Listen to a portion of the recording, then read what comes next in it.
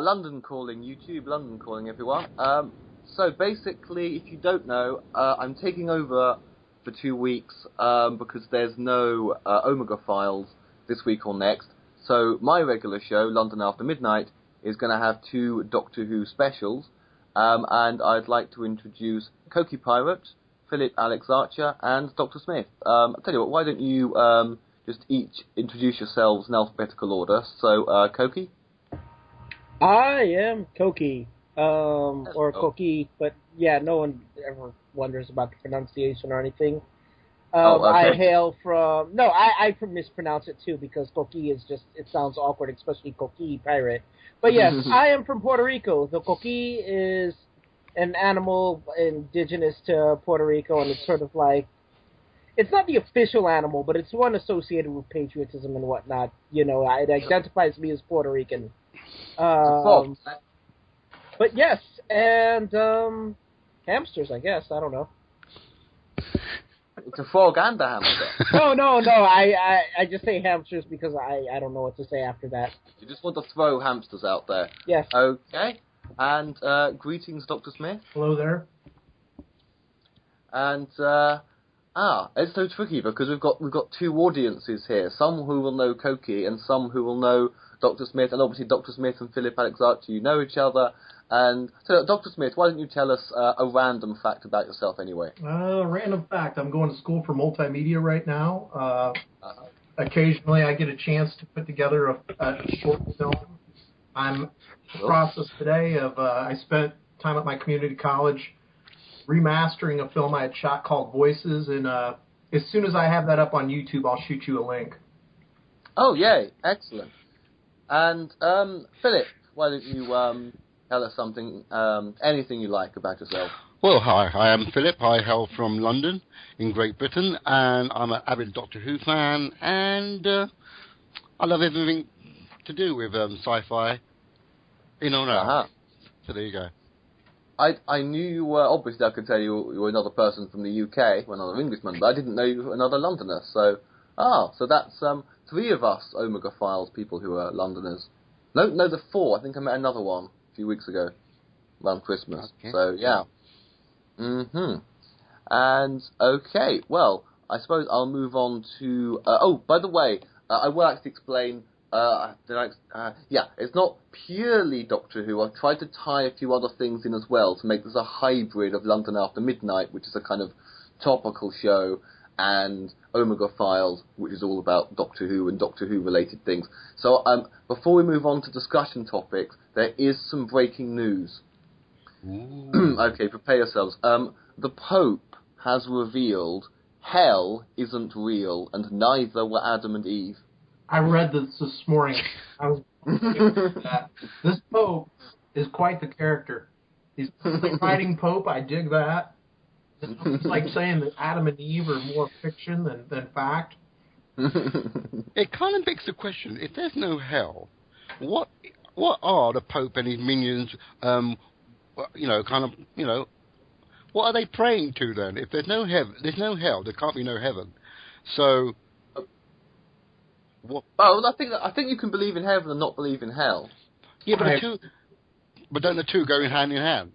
There's also purgatory. We can't forget that. So I think Catholics got rid of limbo years ago, didn't they? Yeah.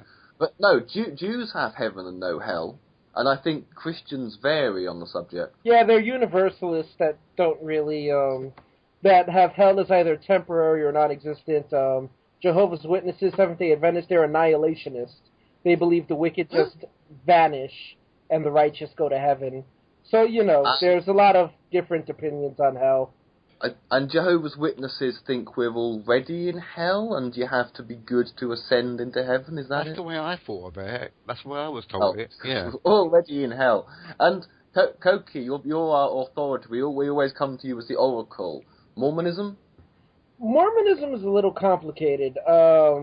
Okay, there's more than one, I guess, phase of the afterlife. When you die, when you immediately die, you're a spirit, and as a spirit, there's a paradise and a prison aspect to, I guess, what you could call the spirit world.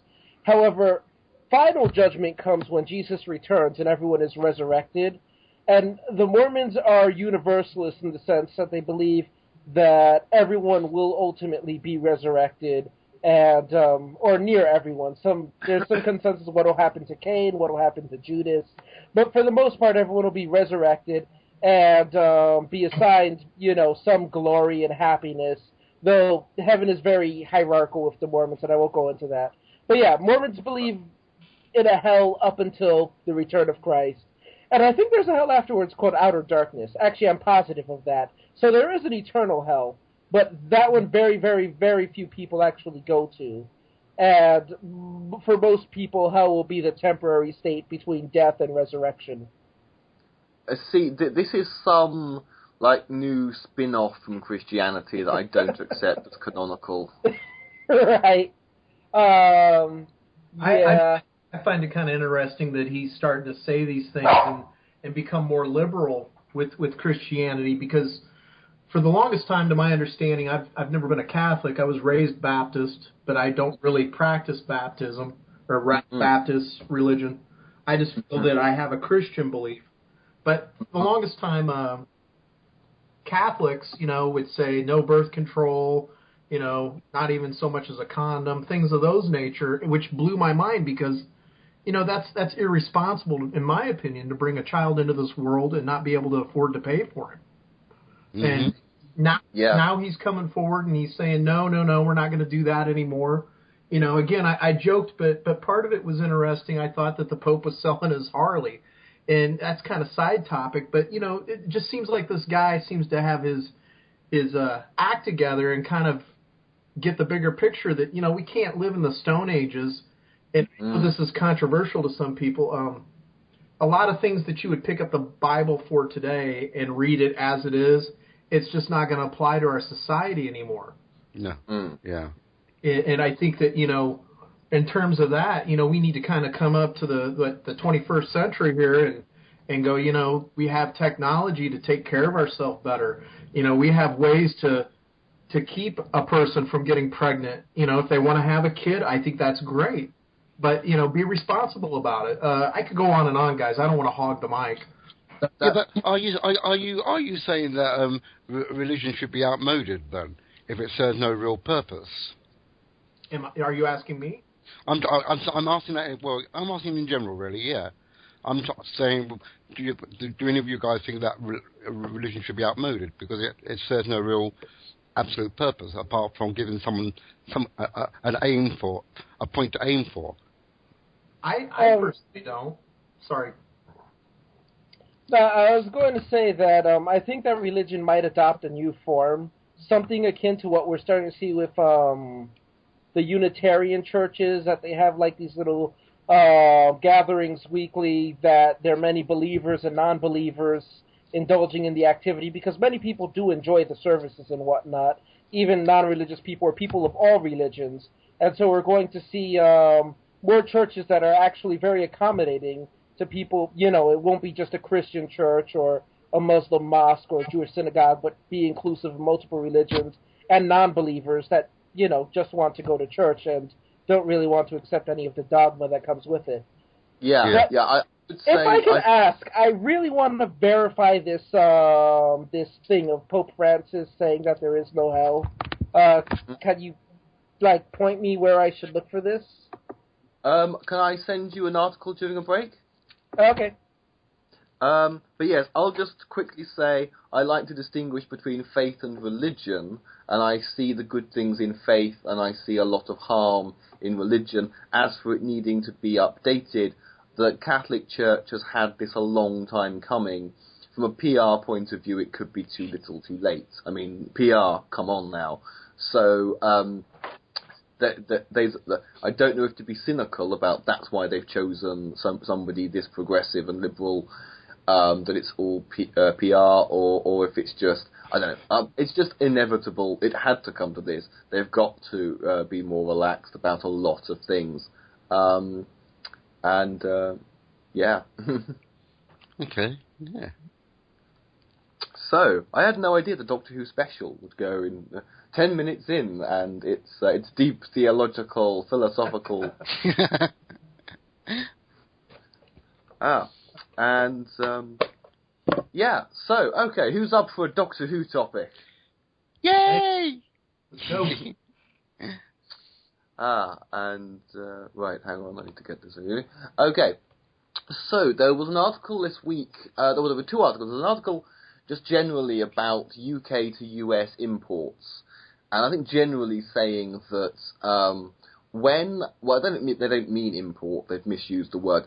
When a UK TV show is remade by America, it tends not to be a good idea. There are exceptions to the rule, and I'm quickly gonna just reel off. Obviously, anyone who's seen the pilot for the American Red Dwarf knows how bad they can be. The American attempt at IT Crowd was just a clone of the pilot. The ones that make it, I've not actually seen the American Being Human, the American Life on Mars, or even the American House of Cards, which I'm definitely interested in seeing. As a general rule, though, it seems to be it's a bad idea. Broadchurch really confuses me, because they're importing the British actors to do a complete carbon copy, where it's like, well, you're not just remaking it, you're still hiring David Tennant, you're just asking, the only thing you're changing is the accent and the location. And you sort of think, I don't really believe that Americans these days are that ethnocentric, because they're fairly used to importing TV shows, and that seems strange. The other article is about Stephen Moffat, who's come out this week saying, he thinks an American remake of Doctor Who, or American version of Doctor Who, would be awful. And B, he actually was approached, I think it was by, was it ABC, to make them a US version of Sherlock. And apparently the reason that the show Elementary, which again I've not actually seen, I have been reliably informed that Elementary isn't as good as Sherlock. That's what people I know personally have told me. But the reason Elementary exists apparently is that Moffat said, no, Sherlock, like Doctor Who, is intrinsically British, and I don't agree with remaking it. Essentially, in a way, I suppose there's 2 points there. So, I'll hand it over to the floor, and Coco, your thoughts? Well, American ports can be pretty... I don't know if any of you are familiar with the English version of Ugly Betty, but that was a very classic Spanish soap opera they tried to do American-like, and it just didn't do very well at all. In terms of like an American... That was American. Ugly Betty. Ugly Betty, no, it was a Mexican soap opera that, or Latin American. No, I mean it was remade in America. Yeah, that's what I mean. They made an American version of it. When you said English version, I thought you meant made in England. Sorry. No, English language. Okay. It was American. But whatchamacallit. Yeah, these things tend to tank. Can't think of one that I think is generally a one-up. There has been more than one sort of American Sherlock Holmes things in the past. Obviously not Moffat's Sherlock. I remember this one cartoon I would watch as a kid, Sherlock Holmes in the 22nd Century or something like that. So, yeah. Mm-hmm. In terms of specifically an American Doctor, I mean, I kind of want to see it, but I also fear that it might not be done well. You know, I mentioned prior to this that I would like to see Patrick Stewart as a Doctor, even though he's British. I think he could be a good American Doctor. Though, you know, I kind of like the idea of Nicolas Cage having to go at the Doctor too. But on the other hand, yeah, it might not turn out so well. You know, what's done is done. I'll see whatever. If Nicolas Cage is the Doctor, it'll either be really, really good or utterly shit. Yeah. But think of the memes that will emerge.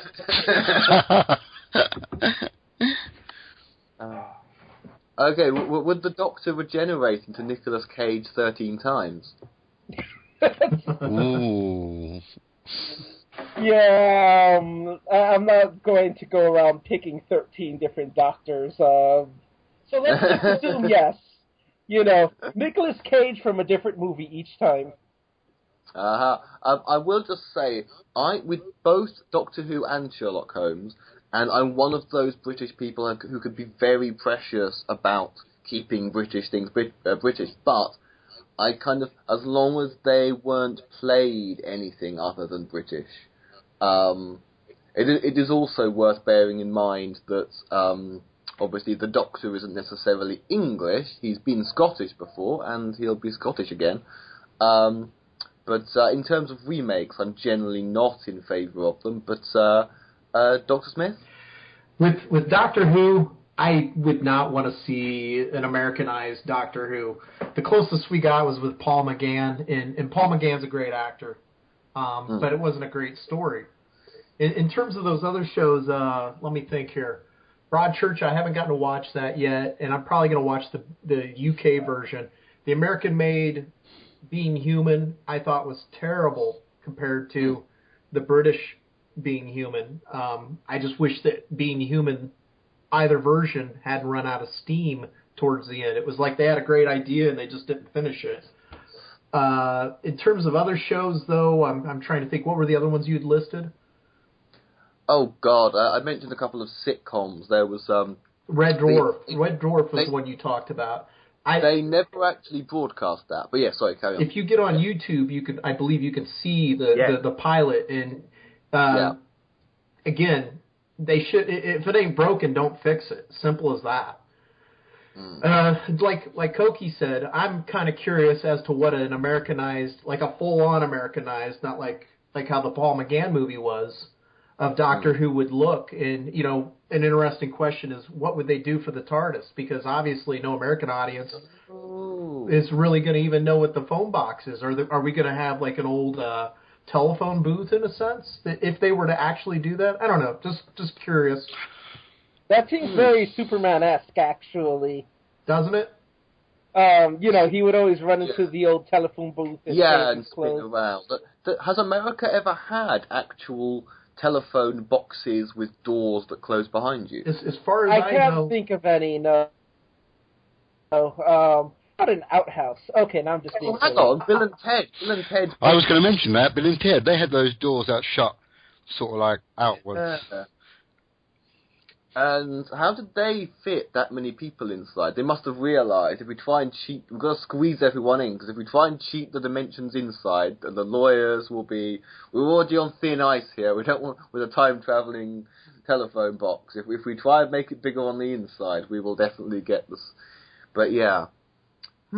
I would think the American version would probably use a phone booth, and once they got in and they picked up the phone, maybe they'd disappear. Maybe that was the way to go to the next part of the TARDIS, and they would just disappear, and it would give the illusion that it's still sitting there and nobody's in it.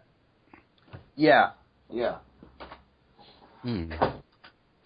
I do know one interesting story, which was that in Back to the Future, originally, it was supposed to be a refrigerator. Really? Yeah. Wow. And it was quite late on that they did a rewrite. It was the legal department. Because if a kid sees something about a time-travelling refrigerator where you have adventures, what do you think the kid's going to do? Walk into it and get trapped in it and freeze. Yeah, you're right. Yeah, or suffocate. Yeah. So they literally just hurriedly, for legal reasons, changed it to a DeLorean. Well, it had to be a car, but they went with DeLorean. So yeah, I think how close they got to the production, where the legal department would have been like, "Are you trying to kill children?" So wait, you're telling me that my microwave rocket ship is a bad idea? So I've seen this spoofed somewhere on some comedy shows, like Billy and his amazing time-traveling noose that takes him to these wondrous lands. But yes. So, right, slightly off topic. I tell you what, Philip, your thoughts on UK into US remakes and... I've not really had the pleasure of seeing US remakes of British shows, so I can't really give you a finite thought on that. But in regards to the American Doctor Who, I don't see why not. I mean, they learned their lesson with the TV movie. Surely they can get it right this time if they gave it a go. One of the things Moffat said was that there can't be two at once. But the weird thing is, he's actually a fan of the Peter Cushing movies, which they weren't Americans, but there were two Doctor Who's at once. They were. You're right. So he just, unless he's claiming he's been to ownership about the show under his wing, saying no, while I'm not on my watch. Basically, that's what he's saying. You're not doing it on my. Yeah. You know, guys. I just had a thought of if it actually got greenlit ever to where we had an American Doctor Who, the potential for that show to do a crossover with the original is off the hook. Yeah, because they could explain it well. You know, there's other alternate universes. Yeah. Mm-hmm. Actually, it could even be the alternate universe already established, because where is the Doctor in that universe? They don't go into that. You know, I think you've already said it. We're not in an era that, you know, Americans need an American version of something to get into it. I'm just trying to wonder, like, how many American fans will we gain by, or will Doctor Who gain just by having an American version? I don't think that, you know, I think that the American Doctor Who fans can appreciate a British Doctor Who, and I think that any Americans, I guess I don't see the appeal broadening just because there's an American accent as opposed to a British one. I don't know. I know, unfortunately, that's not how networks think. But I mean, we're right, I think, to have the sense to say, look, the show has broken America by now so much that most of the people who tune in will hate it because they're already familiar with. I mean, well, the sense I get is Doctor Who is now bigger than ever in the US. I know it made a bit of a mark in the 80s, just as we were cancelling it, but I think it's bigger in America now even than it was then, because Americans they saw the 70s ones in the 80s, and so they always remember Tom Baker. That's my understanding of it, and they saw the serials like they were movies, and now it's sort of like everyone sees it at once, and you get... and so, actually, I'll specifically ask Dr. Smith, am I right in thinking that Doctor Who is so big in America right now it might as well be homegrown? I don't know. That's a tough one to answer, honestly, because you've got two schools of Doctor Who over here in the States. You've got myself, like when I was just, I don't know, I think I was about 10 or 12 when I first discovered it. It would be on nightly for a half hour, about 10 o'clock at night, on the local, the public channel that we had. Whereas it wasn't connected to like ABC, CBS, or NBC, the three big at the time.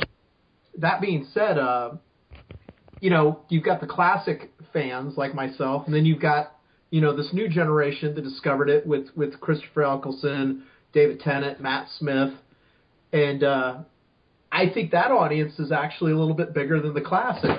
So, you know, as far as it goes, I don't really know one way or another how to answer that. I'm wondering though, if they did go ahead with an American version, would they be drawn towards using classic references rather than new Who monsters that are in existence already? Because I'm wondering whether using classic influences would build its interest in fan base. I would think they would have to do a dance in a sense, guys.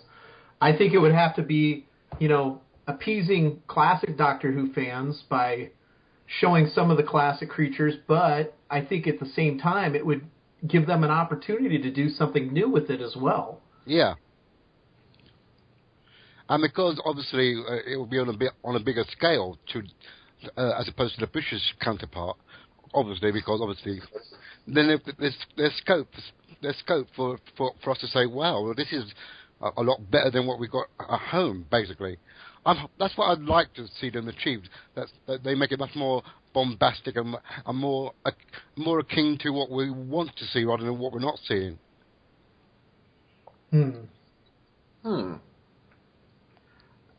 I just know that there's times I get frustrated with the show today because we've discussed this many a times. It seems like some of the scripts are weak, and maybe with an audience, that's full on or not rather an audience, but maybe American writers, maybe they would actually give it its due. I don't know. I mean, I know some people would argue no, they wouldn't do it, but you never know if somebody loves it. I mean, Spielberg was a fan of Doctor Who. Mm-hmm.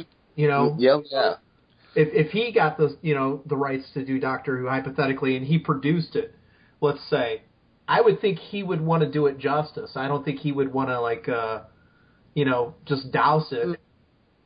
I think, well, he's had a couple of opportunities, so I don't think that'll ever happen. But I think he does have his tropes, don't forget. You've got to have lots of family, you've got to have child actors, you've got to have a journey of mind you, actually, Doctor Who is now doing a journey to find your home, so it's going into that kind of territory. And yes, when they had child actors. But it's sort of like there's a Spielberg way of doing it that maybe gets a bit repetitive. The other point I'd like to make is the precedent for this is the American Torchwood, which after Children of Earth, I'm sorry, but Miracle Day, which had like some Buffy writers and what have you, it just did not work. Yeah, I agree with that. Yeah.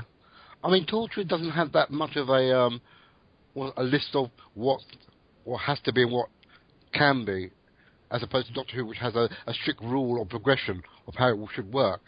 Torchwood was a little bit more had a little bit more leeway than Doctor Who, so I suppose that was the reason why it didn't go so well, because it wasn't tied down to strict progression.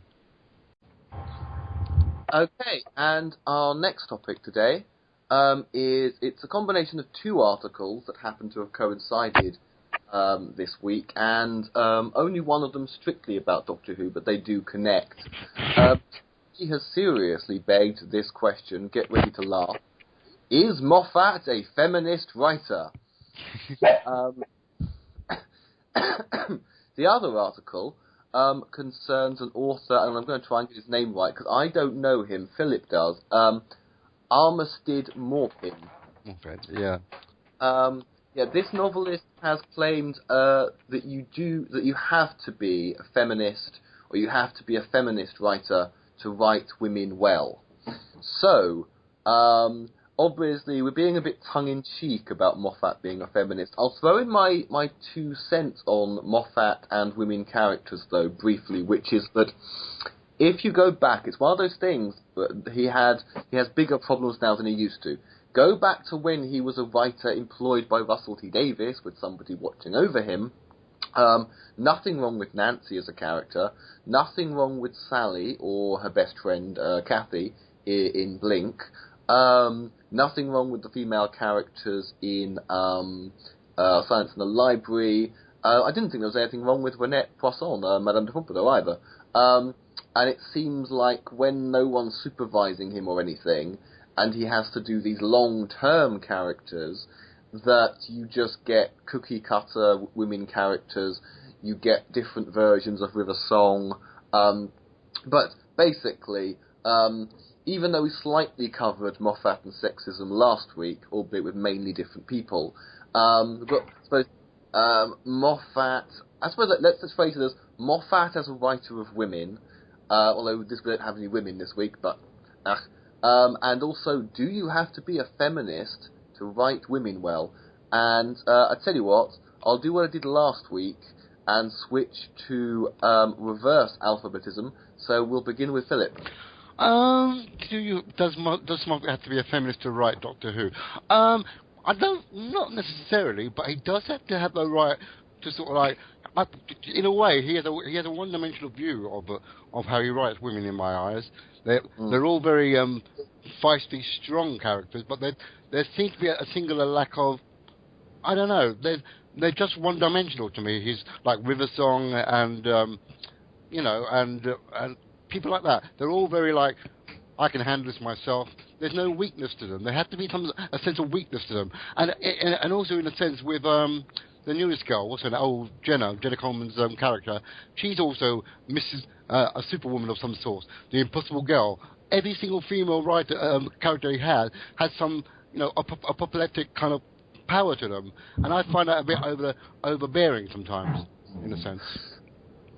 Oh, okay. Yeah. Okay, Dr. Smith? He does write cookie cutter in terms of the women, and I've said this before in other podcasts. To clarify, I'm not looking to have another Tiga Jovanka or Nissa or those people per se, but this generation of Doctor Who has not gotten anything even remotely like that. It's like Amy Pond and Clara are interchangeable for the most part. Yeah. And we haven't seen anything as far as breaking the mold with that. As far as Moffat being a feminist, needing to be a feminist to write women, I think that's all a bunch of BS. I think it just, good writers, I think, would go out and get to know people and get ideas from people they know. Mm-hmm. And, I could probably come up with 5 women I know that are completely different from each other, and I could borrow the best bits of them and come up with a character for Doctor Who that would probably be more engaging than Clara Oswald. Nothing against Jenna Coleman. Just I don't like how they've written the character. Yeah. Well, they've barely written her at all. That's the problem. Bingo. She's this spare wheel. I wish she was Amy Pond, because Amy Pond had, although she was flawed, I liked the fact that she had those flaws. She was feisty, far more feisty than Clara, and yes, maybe Moffat overdoes feisty, but there was a lot. And Jenna Coleman being a good actor, yes, you see her in something else, and you realise how good she is. It's like, oh, she can act. And then, of course, particularly the trilogy that we've just had, it's like they're writing lines for the sake of giving Clara something to say. Yeah. Yes. Yeah. I'll give you that Amy Pond was definitely stronger in terms of they would give her more things to do, but still I feel that Clara is somewhat like a poor man's Amy Pond. And I don't know. I think the biggest letdown with Clara to me was, the Impossible Girl idea. It just, when they finally revealed, that she had been through the Doctor's life because she jumped into the time stream, it didn't really deliver anything. It was kind of like instead of a big explosion, it was a fizzle. Yeah. Koki, your thoughts? Moffat's characters, no, I think you said pretty much everything to be said there. They seem to fall within certain molds, and I mean, I guess, also just trying to stick with the Doctor Who paradigm in itself. Obviously, you're going to continuously have this male character and these. You can have strong female supporting characters, but as long as they stick with this paradigm, it's going to be female supporting characters. So, people talk about maybe it's time for a female Doctor or something like that too. But yeah, I wouldn't trust Moffat for that because, like you said, his characters seem to be cookie cutters. As for the question, I think it's an interesting question. If you have to be a feminist to write a good female character, I feel as though there are a lot of people who might identify as a feminist but may not be. But yeah, I suppose that's not the question. If all feminists can write strong female characters, I have to wonder if, and I guess this is sort of straight off topic, if feminist is a descriptive enough term to capture what's needed to write a compelling female character, or I don't know. In terms of, to that question, like, do you need to be a feminist to write a strong female character? The question is, does the writer necessarily have to know that they're a feminist? Because there are a lot of writers that write strong female characters and have strong notions of, equality and want to do these, portray them as equal, but may not necessarily identify with that label. So, yeah, I think it's a very interesting question. Am I right in thinking that under Moffat's reign we have yet to have a female writer for the show?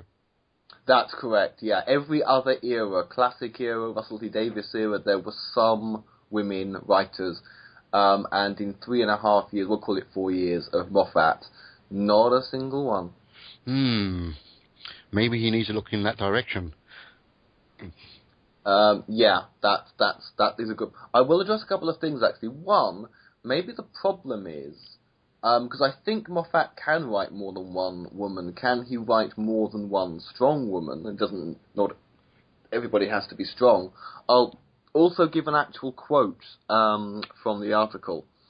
So what Morpin says is, to write good female characters, you have to be a feminist. You have to have the point of view that a woman is a person just like you, and start from there. Yeah. Interesting. Yeah. Start them low and build them up to a certain level of acceptability as a character in itself. I suppose what I'm confused by, I suppose you don't necessarily... Well, I suppose what Koki was saying is, do you identify as a feminist? Do you have to identify as a feminist to say you have to have the point of view that a woman is a person just like you? I suppose what he's saying is a man with feminist sympathies is more likely to be able to write a well-rounded woman. I think that's what he means. Yeah. Well, yeah, and I guess a lot of people, they can want to draw, female characters holistically and can see them as human, but may not have put it into politics. They haven't identified with feminist or associated with any ideology, which I'm not saying, that this person isn't a feminist, but the person may not know that they're a feminist or have gotten very political about being a feminist. Because I suppose to write a strong female character, you have to view the character as a person and not as a woman. But the question is, does everyone who do that necessarily identify as a feminist? Yeah, you could have... Well, as you know, I call myself an A-labelist. But I mean, there's different kinds of feminist, and you can just be a humanist. So, yeah. I think maybe the guys are perhaps a bit hung up on labels. Sorry. It helps to have more of an idea than Moffat does, I suppose, in summary. Mm-hmm. Like I said, I think it just boils down to you need to have a better feel of women, in terms of writing varied characters. And I think that instead of just cookie cuttering along, go out and, I don't know, maybe find some of your friends that you like and borrow from them. But are people worried that Moffat writes his women with... he writes his women, the way he writes women, that they're too over-sexualized. And it's like the only way he sees women is as sexual weapons in Doctor Who and nothing else. Yeah, they can't be strong without being flirtatious. That's one thing. Sorry, Dr. Smith? No, I just was just listening. Oh, okay. Sorry, I thought I always think the box lights up. Sorry. So yeah, I think that's basically the problem. Is strong must include quick-witted, flirtatious. Strong women always have banter. Strong women are always, it's sort of that's part of the Tasha Lem is with a song thing. Yeah. The exception in Moffat's era, at least as recurring characters go, would be Kate Stewart, but Kate Stewart's role is to be the Brigadier, but if the Brigadier were younger and a woman and in this century. Yeah. Okay, so, new topic, and as we all know, there's a new character called Danny Pink, set to join us, and he's another teacher at Coal Hill School. which to Whovians, the fans of the classic series, or both, obviously this is familiar, we've reached the 50-year mark on Doctor Who, and kind of come full circle, because we will be seeing 2 teachers from Coal Hill School, with a potential romantic interest, at least hinted at, and an older Doctor. So basically, are Clara and Danny the new Ian and Barbara? And if so, is that a good thing? Sorry, I forgot to say. We're going alphabetical again, aren't we? So, skip me out. Koki, who hasn't seen 1960s Doctor Who and doesn't know. I will answer yes by default, and you can move on to the next person. Excellent. Okay. Dr. Smith, I think you know your Hartnell era, don't you? I've watched some episodes. As far as the question, you're proposing that Clara and Danny would possibly be the new Ian and Barbara. It's really hard to say. I'm not really clear on what they want to do with Danny just yet. You know, is he going to be a love interest or whatever? Because we'd always kind of gotten an impression that Ian and Barbara might be interested in each other. They never really showed that on camera. As far as it goes, I mean, I suppose it's possible. The only other thing I have to ask, and I had mentioned this to you earlier today, was would they do something like that only to pull the plug? Because I say this, they've discussed the possibility of Clara leaving sometime this season. Now, whether or not that happens, I don't know. I mean, stick around, who knows? But go ahead. Yeah. Go ahead. Oh, I think there's rumours of Clara leaving, but I don't trust those. And also, there's rumours that Capaldi's only doing 1 season, and but you could still do an Ian and Barbara thing, and they could bring him in, and they could leave together, or she could go and remember Martha left for half a season and came back. But I mean, I think what was the beginning of what you were saying that to do with with the romantic love interest being kind of subtle. Well, the thing is, Clara apparently fancied the 11th Doctor, and people are going ew at the idea of having a 20-something woman and a 50-something man. So their relationship, and we know their relationship's going to be very different. There are going to be tensions. So Clara and this Doctor won't be like Clara and the previous Doctor. That's pretty clear. Sure. I'd say that's the reason for the romantic interest. It's to make it clear there's no hanky-panky going on between the young lady and the older gentleman. A colleague, there's maybe been tension between her and a colleague, but for it to be like Ian and Barbara, it's true it was very subtle. It's more obvious in the books. Although I do think by the time you get to the chase, I don't know if you've seen that one, but by the time Ian and Barbara leave, it kind of almost looks like they're on their honeymoon. Yeah. I think it's clear by that point. So, Doctor, do you have anything else to say, or should I move on to Phillip? No, go right ahead. Go on to Phillip. I think that the romance between Danny and Clara would be a good thing, but I just feel that it's retreading old things that's happened already in New Who with Rose and Martha, and, it's like, can they not just be 2 companions that enjoy the ride, basically, rather than have romantic entanglement? I think, there is generally too much romance and sex and so on in New Who. And, sorry, can I just say, I've only just realised, because I can't see the bubbling against the white background, that Vil has just joined us for this topic. So, hello, Vil. Hello, and I have to respectfully disagree with Phil on one thing. Go on. Clara's mine. Welcome back, Vil. Thank you. Yeah, I'm sorry, I got confused. When you guys told me you guys were doing this, for some reason, because we do the Omega Files on Saturday and that's not going on, I thought that it was happening tomorrow. So I was out running errands, and I only got back a little bit ago. Okay. Right, damn it, yes, sorry. I Yeah, thought the it's same later, thing. but not later on Friday. With this show, there's always confusion. It's not time zones, it's which day. The thing is, this will go out on a Saturday because I can't edit stuff as quickly and cleverly as Freedom can. So yeah, he does a video. He does a podcast. It's up that night. London After Midnight is always a day late.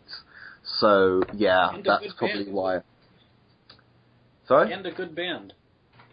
And a very good band. And we each took our name from the same Lon Chaney senior horror film, which is still lost to this day. So, yes. So just to... actually, generally, Vil, people like on Omega Files, new people introduce themselves. So, can you tell us a random fact about yourself? Oh, random fact. Those are always fun. I know, I'm borderline crazy. There we go. Excellent. And obviously, as you may have guessed, the topic is, we assume that you know about Danny Pink, another teacher at Coal Hill School. Are these characters, Clara and Danny, basically now going to be Ian and Barbara clones? And if so, is that a good thing? Well, it's kind of an interesting analogy. I know everyone's loving to compare this Doctor to kind of a new William Hartnell because he's the first one, but technically the first Doctor was before a cycle of regeneration, so he'd kind of be a new second Doctor if you want to use such terms that don't really even truly apply. But as far as them, I think the analogy, if you take the Doctor equation out, I can see the analogy simply because you have male and female teacher from that same school writing with the Doctor. But beyond that, I really would have to say that until I've seen an episode with both of them in there, that I wouldn't really be comfortable making that connection, because we don't know what's going to bring him into the TARDIS or why or how they're going to react to each other. I'm interested to know whether bringing Danny Pink in for Clara to interact with is because that she can't really stand on her own as a character on her own, if you know what I mean. Do they need to have give her a foil to play with? Do you understand what I'm saying? It's kind of... I'm not so sure. I can't really judge Jenna as an actress because I've only seen her on Doctor Who. And the problem really there is the scripting. That's what I'm saying. I'm not blaming Jenna as an actress. I'm just saying as a character. Does her character need a foil to work well with? Because as a character on her own, I don't know whether she'd be interesting enough to garner fans. If you know what I mean. In a way, though, I am glad to see another companion and a male one in there, just because it kind of breaks things up a bit, which is nice. Agreed. I think that all of this speculation, we could be way off. Like, what if this new companion is supposed to be a homosexual love interest for the Doctor? You ever think about that? No, you didn't. Danny Pink. It's in the name, guys. Hey. I'm sure the flash fiction is already written because it practically writes itself. Danny Pink is a bit of a weird... Danny Pink sounds like a rapper or something. Yeah. It's like... But Great, I'll have to watch Doctor Who on mute from now on. One thing, though, actually, I'm going to go around again on this. Just brief thoughts. Clara has been given so little to do across the past year. Another person on the TARDIS. How are they going to divide nothing equally between the two characters? I'll start with Vil. Well, on that, I'm going to have to say that if the writing continues the way that it has been, they're going to botch it horribly.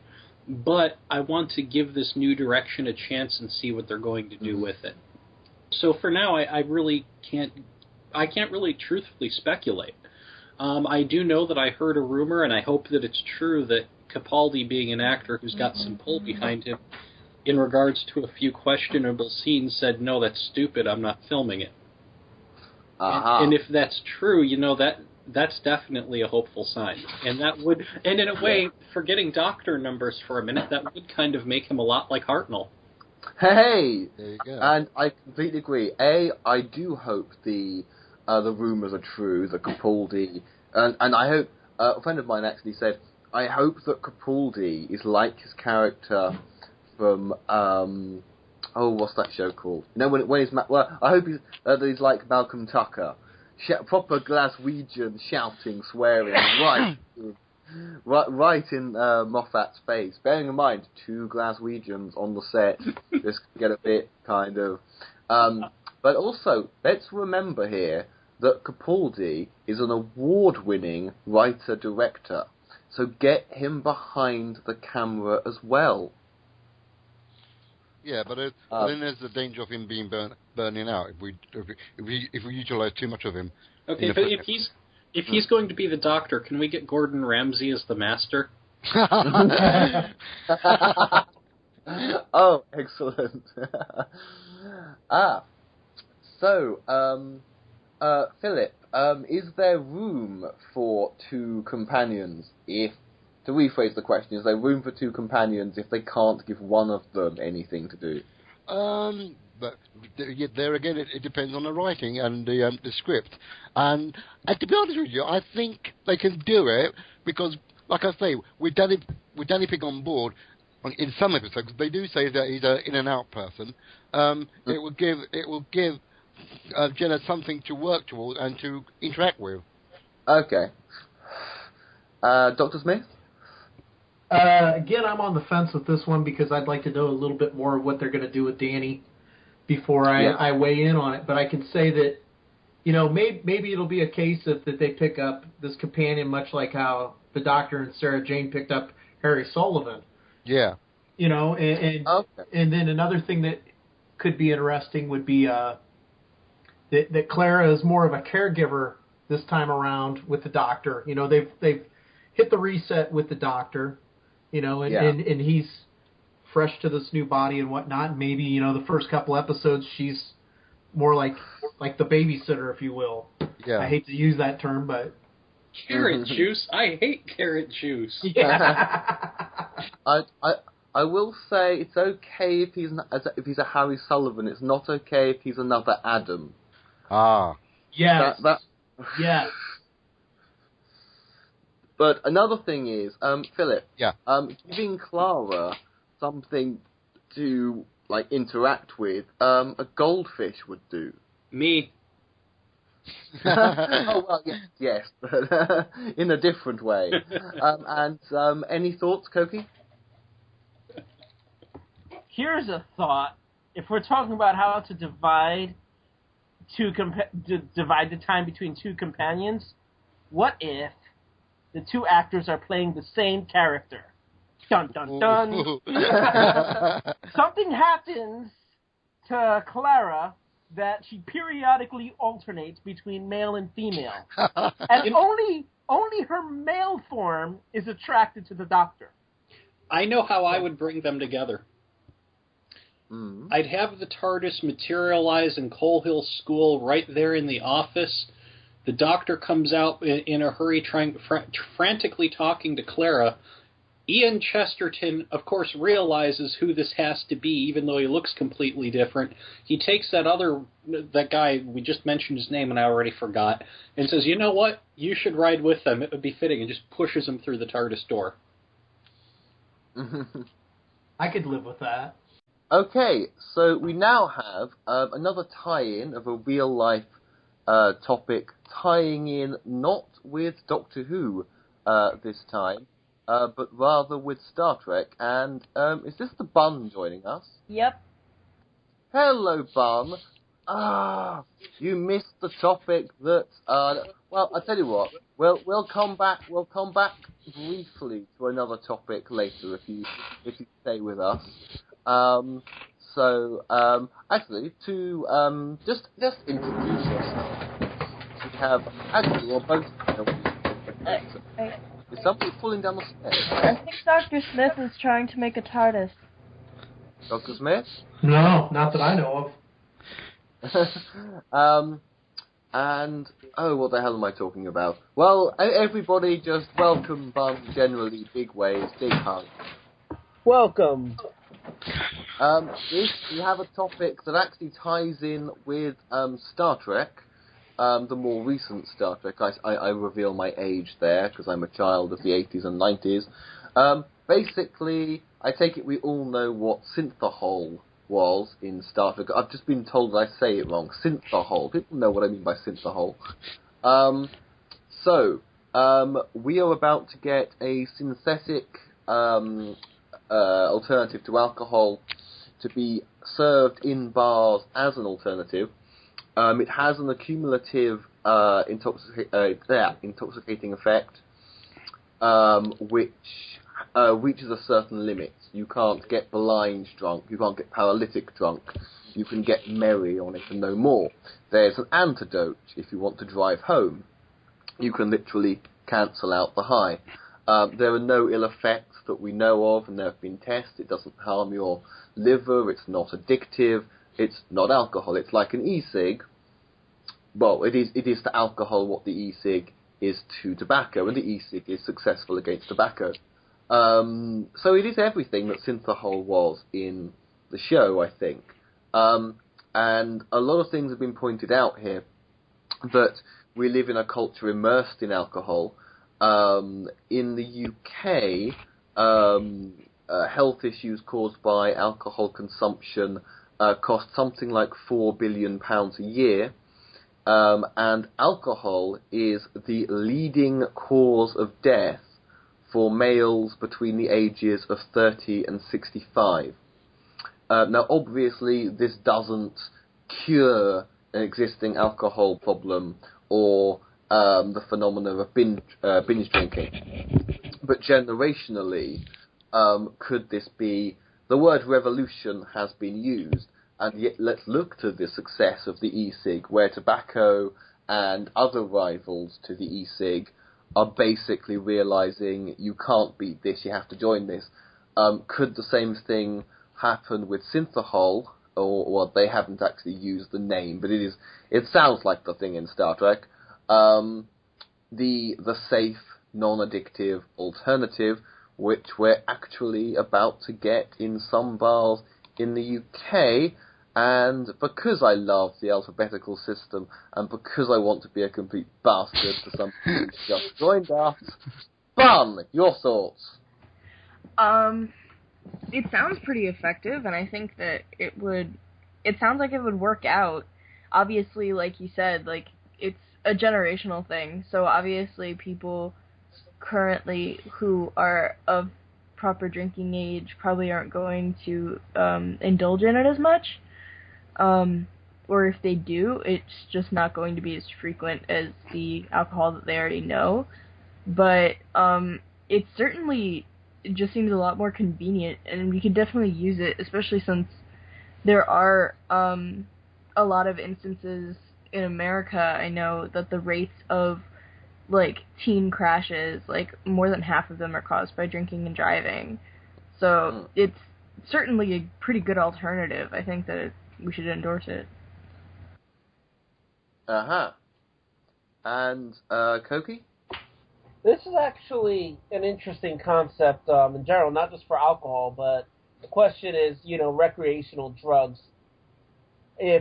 How can we accept recreational drugs in our society in a way that we can allow people this little outlet and not have all of the risks or the social, I guess, deterioration associated with various recreational drugs. I'm kind of curious how, if it helps, alcoholics maybe quit the alcohol if they can have this substitute. Go ahead. I think that's the one kind of counter to this. It's not like giving methadone to a heroin addict. Not that really works either, as far as I'm aware. But it's because if you're drinking to get blind drunk, it won't work. It's literally, it will stop you can get to a merry point of a certain number, equivalent to a certain number of drinks. And they've actually called it 3 doses, but I don't know if that's equivalent to 3 lagers, 3 vodkas. I don't know what 3 doses is. But I guess, actually, since there's an antidote to it, where you can sober up immediately by choice, you can just keep getting merry if you want. But it... I don't know. Or, unless you can OD on both of the tests. I think the idea is you don't need a designated... but there's no sense of, prohibition. It'll be that the initial bars where they test this, you can have the normal drink, or you can have the Synth drink. But I know certainly that it's one of those things where if it's enough like the actual thing, and if it tastes good, but I'm guessing this can taste to pretty much anything, and I do think it's still something still yet to be fully approved by, obviously the UK has its equivalent of the FDA, which I can't actually name, because ironically I'm slightly tipsy. This isn't Syntha vodka, I'm afraid. But I think, it won't help people who already have chronic alcohol problems, but it will, in the long term, prevent people developing them, especially, I think, if they have a pre-existing problem and it starts out as a social thing and then becomes a crutch, if that throws any light on it. Oh, okay. Well, I mean, okay, so they won't help with that, but it's still good as far as providing a safe alternative to alcohol that could, ideally over time replace alcohol, and we need to figure out a way to do this with all recreational drugs. Well, unfortunately, that would mean legalizing them, which we discussed last week. Yeah.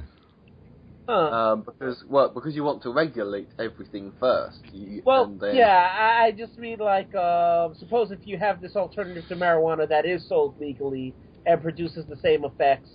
I mean, you can or you cannot. I'm not saying that you shouldn't legalize and regulate or should, but I'm saying that if you have the alternative, it would help people move away from, the illegal drugs either way.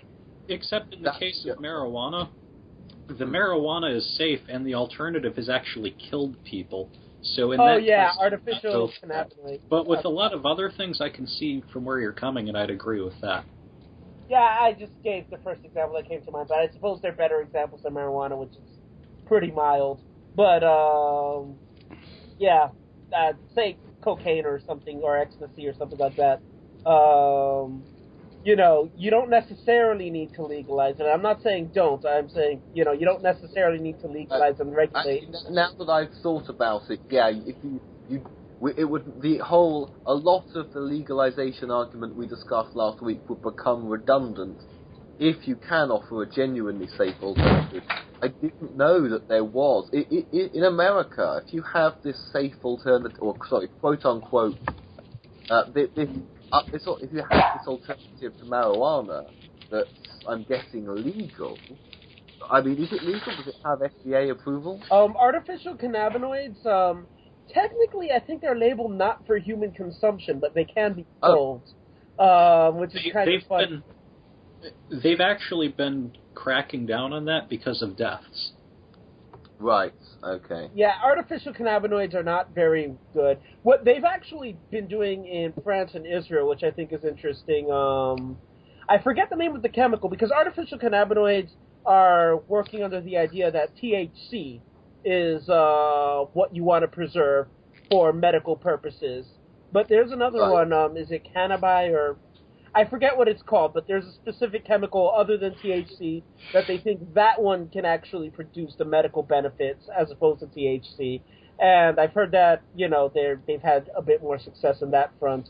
So yeah, creating, but that would be purely medicinal. I think that French and Israeli products wouldn't produce a high, which is kind of interesting. Well, I mean, all medicine gives you a high, but, not a recreational drug.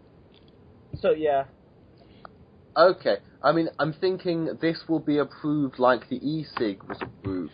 And bear in mind, I heard bad things about the e-cig, and it turns out these things come from people who stand to lose money, and not to the tobacco industry. I mean, to some extent the tobacco industry, but to a greater extent, the other cigarette alternatives. And eventually... No, sorry. We bless you. We have to endorse this. If you can't beat it, you can join this. So it's a question of actually we know there's no evidence that these things are unsafe. I think there's a tiny bit of evidence that the e-cig, the nicotine, if you really overdid it, you're doing more nicotine. If you really puffed away at an e-cig, you're doing a bit more nicotine. That could affect the heart.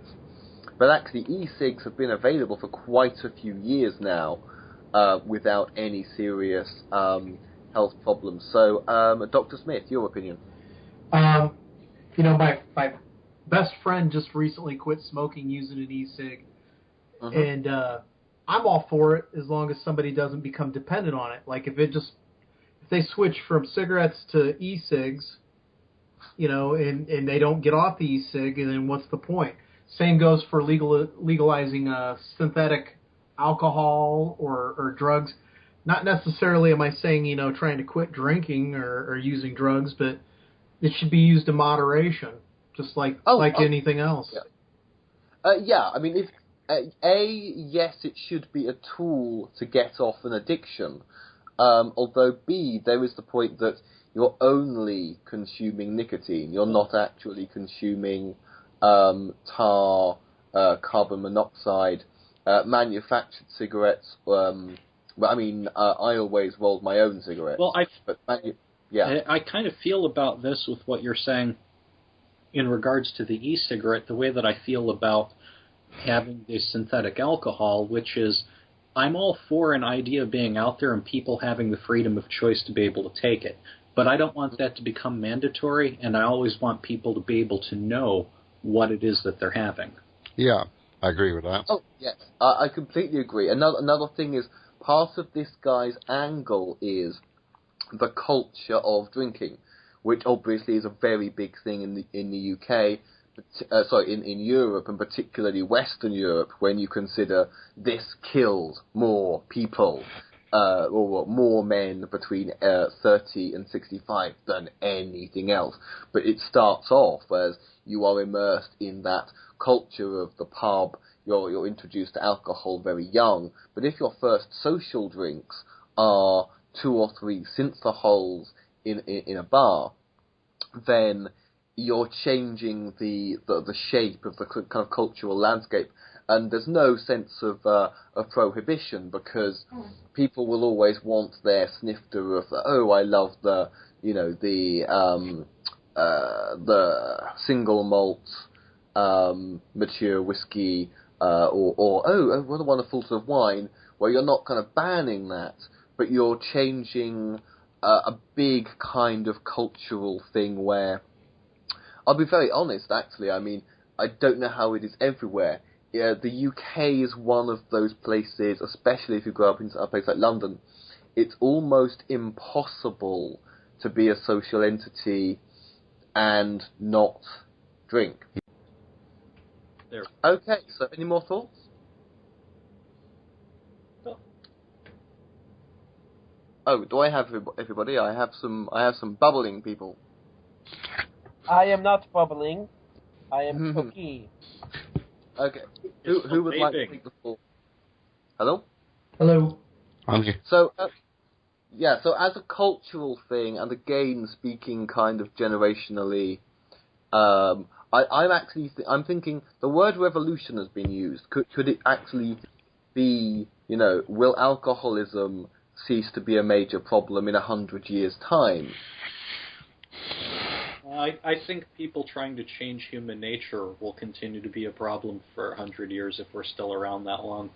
Yeah, I personally think this simple, I can't even say it, simple idea, it's just going to be a fad that will fade out as much quicker as it fade in, because people will always adhere to standard drinking practice, and just think, oh, well, I'll give it a try once or twice, and if it's not my bag, I'll go back to drinking how I normally drink.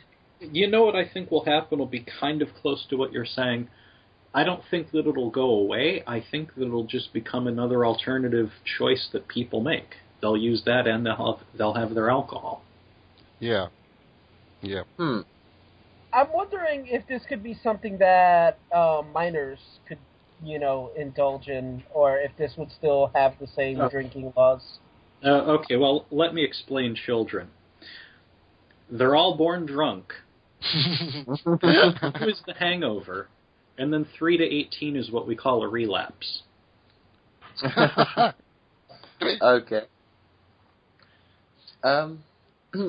If I argue that a big part of this person's argument is because we are talking about something very, very European, and or those of European descent or cultural origin, that it's and the cultures do change, but once you change the map of that things change over the course of time. Will something disappear as a fad?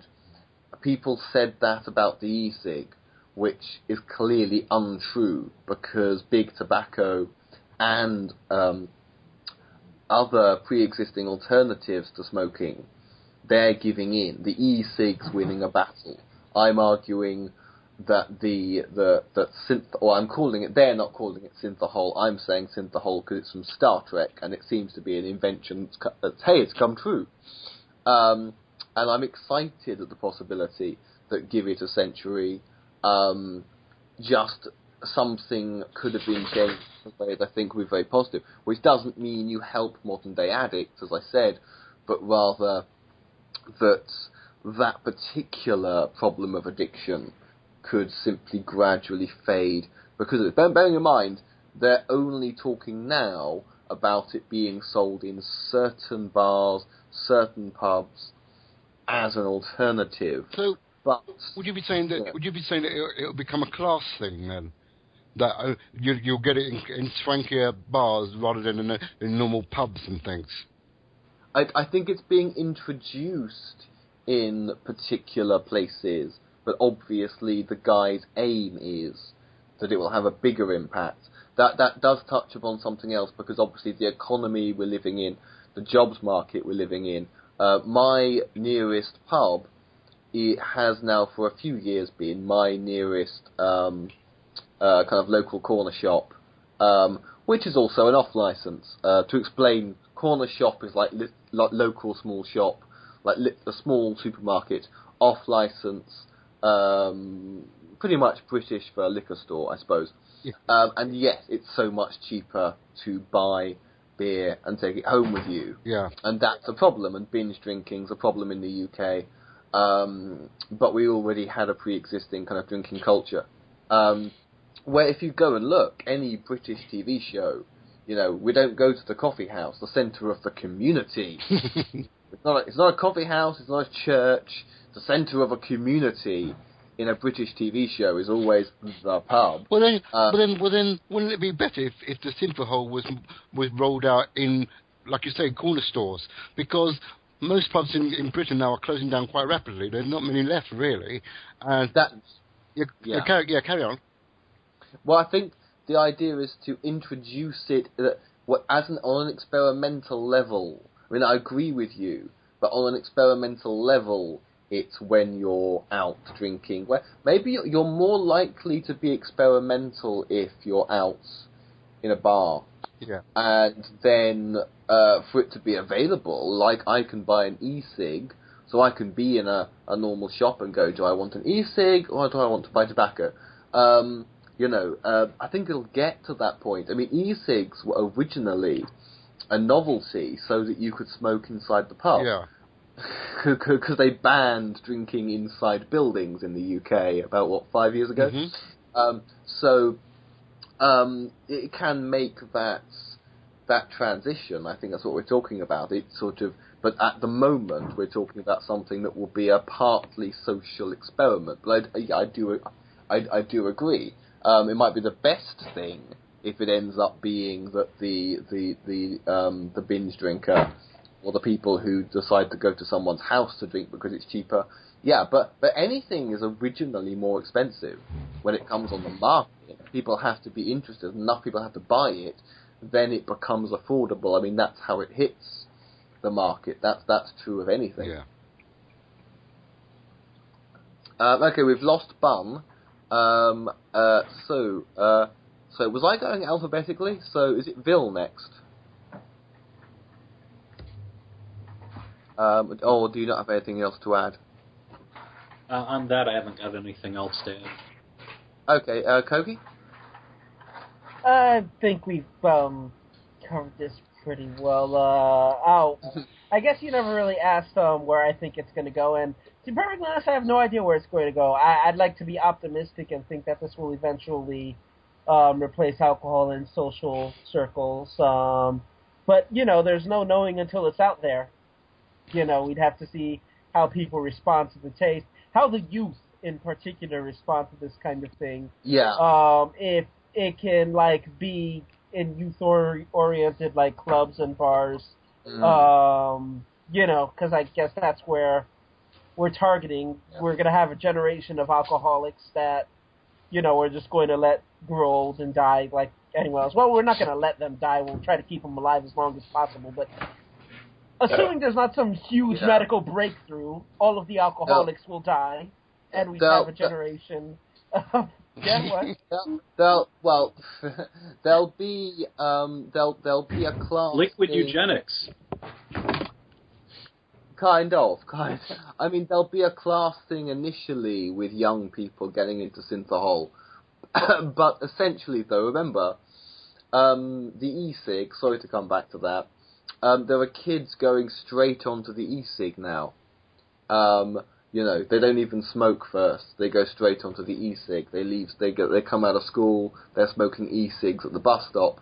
Better that than they start out with cigarettes like when I started smoking at 14. And I actually started drinking not long after, to be honest. And you partly do it because, hey, it's rebellious, but also very ingrained in the culture. And a final thought on the subject from Dr. Smith? I think you guys have summed it all up. I don't have any more real final thoughts on it. But there is one thing. For the synthahol to work, it has to be affordable. I hope it can be made affordable for young drinkers to be able to just say, "Yeah, I'll have a synthahol, please," and not say I can't afford that. So I can only afford natural drink.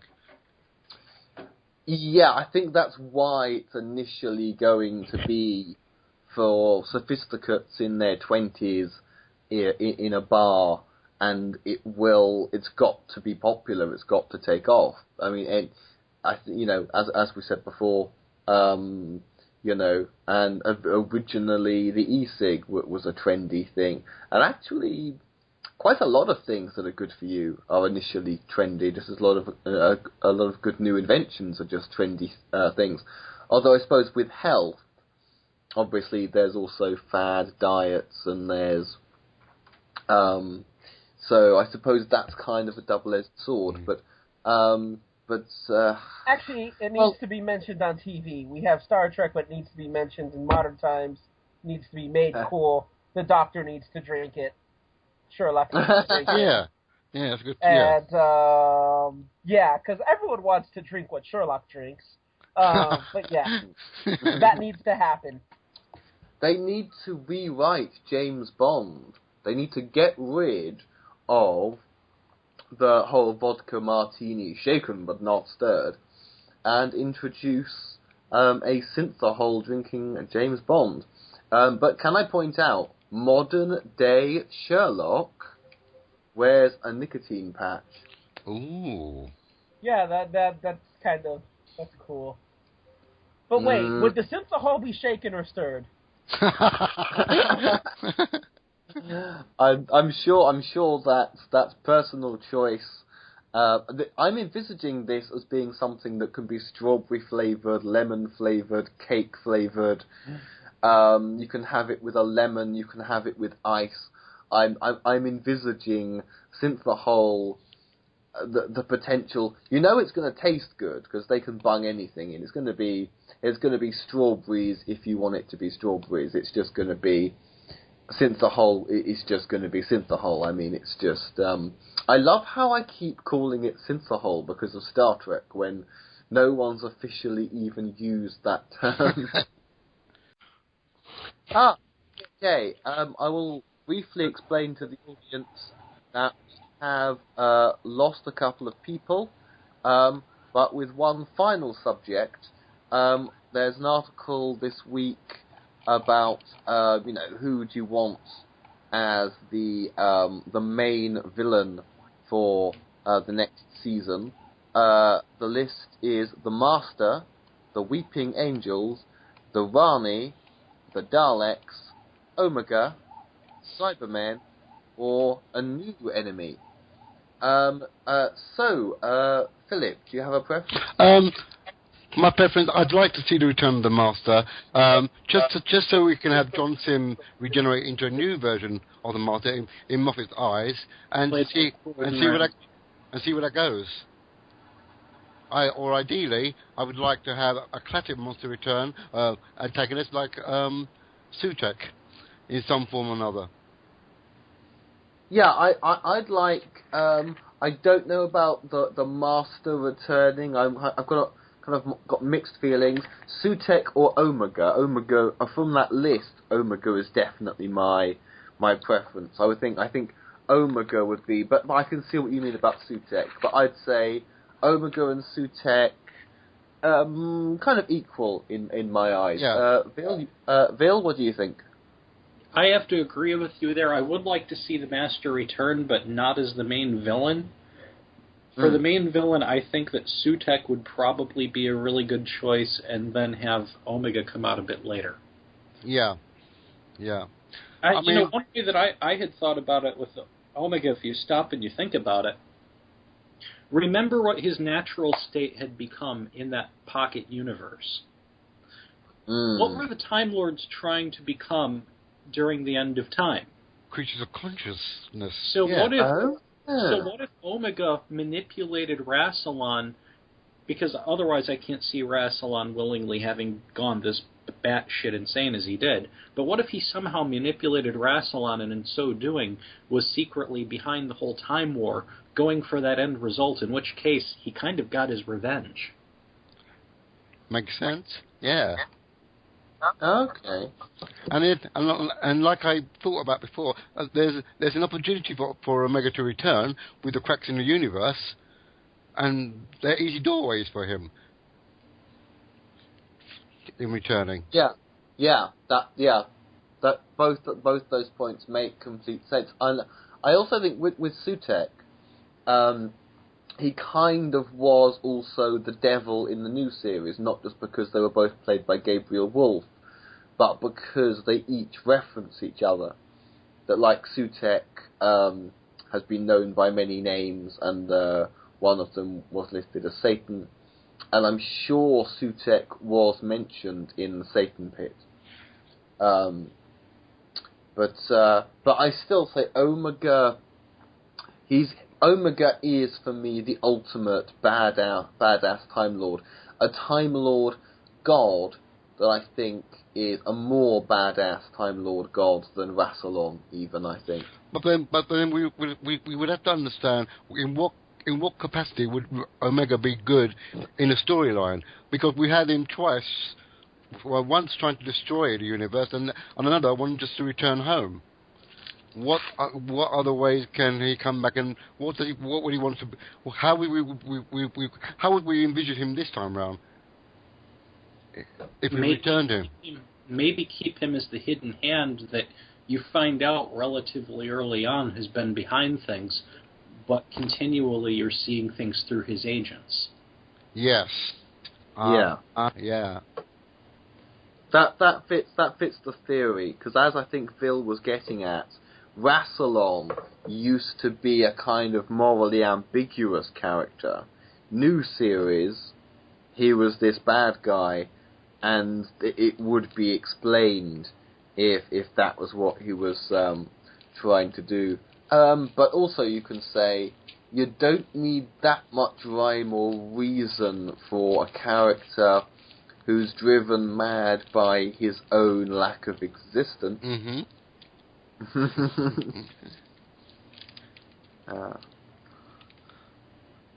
So, okay. So we have some idea, though. I suppose we kind of reached a consensus that we do want a classic, character.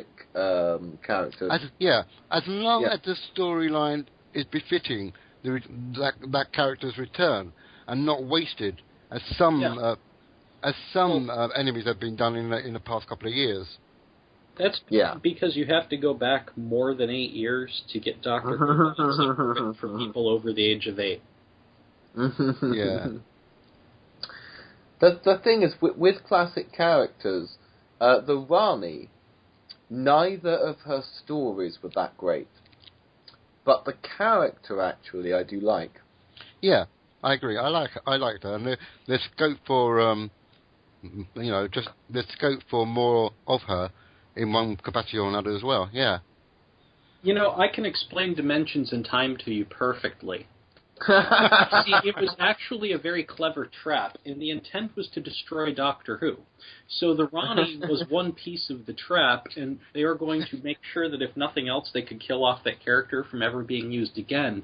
But the plot line with her trap for all of the Doctors was to basically take a big steaming, heaping shit on each of them, thereby destroying the whole show. Thankfully, fans were smarter than that, and Moffat's original guise as Jonathan Nathan Turner didn't get his wish, but he did at least still succeed in destroying the Rani as having any credibility as a character. Yeah. But the problem with the Rani, there's not, because of her set ideology. She's a scientist, a biochemist. There's not much she can do outside of that window. She's not. Remember, she was also master of disguise. Yeah. Those are just 2 strengths. But just because they've only shown us 2 strengths doesn't mean that there's no character. It just means that there's a lot of room to develop that character. Understood, yeah. Sorry, I laughed there because I was thinking of the Rani dressed as Mel. Which I just... You know what's funny? I liked that version of Mel better than the real one. It's like, you can't be Mel. You're likable. Wow. I've heard that she's better in the audio dramas, but I did not like her on the show. I don't have a problem with the actress. It's just I did not enjoy that character. Oh, okay. I always thought the major problem was that she was quite theatrical. But then I was a kid at the time, and kids don't care so much about theatrical acting on TV, But she could simply have matured as an actor, or as for the character, we never got to know her. She never had an introduction. That was her problem. It's like, oh, here's a new companion. Yeah. And what makes it worse for her character in the big finish? It's just confusing now. As they're trying to give her a backstory and a beginning, and it's still confusing. She's suddenly mysteriously appeared in Trial of a Time Lord. Yeah. Yeah, she's from some cottage in some place. And, she's a botanist. Oh, no, sorry, Perry was a botanist. Oh, fuck knows, I don't know. Yes, Perry was the botanist, and Mel was the computer wizard, apparently. I'd always wanted her to be the stripper. Okay, then. But yeah. So, But also, in regards to this list of returnees that we would like to see, what kind of comeback? No, not necessarily classic, but you said a brand new monster. Now, what kind of brand new monster would benefit? I'm trying to think what kind of brand new monster I would like to see, but it's very hard when all I've known is really what I've seen. Well, okay. Well, Series 6 you could argue the main monster were the Silents, and the Silents were only introduced in Season 6, Episode 1, and I do actually think the Silents are a cool monster, as long as they're not fucked up as much as the Weeping Angels were. Yeah. Well, Go, sorry. They made perfect sense and were great right up until that steaming pile of garbage that they had called Time of the Doctor, which I loved the regeneration sequence, but that could have been written a lot better. In there, all of a sudden, they went from these guys who were mankind's secret masters since the dawn of time to something that mankind made in the future to be priests. Yeah. That was a weird transition. It's like, okay. Well, I do think they explained that within the story, because there was the Kavarian breakaway group, what we'd met before. The thing that doesn't make sense is, Clara is the only person never to have seen the moon landing.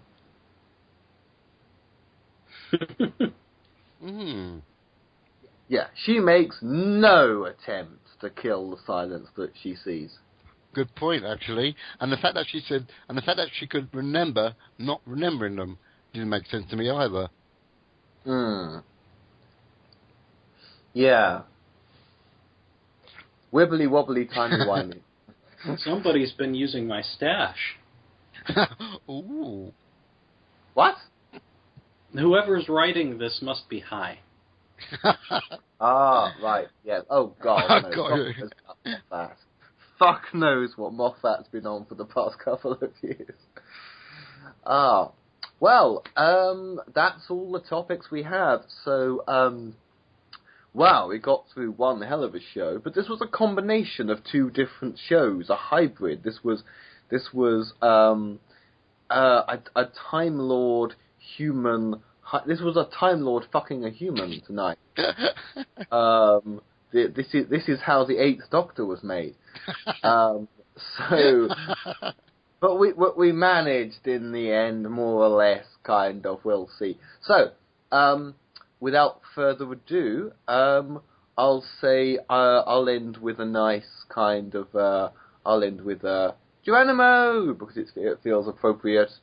And Philip, your final goodbye. I will end with Gallifrey Studs, and thank you for having me. You're more than welcome. It's been wonderful having you both on.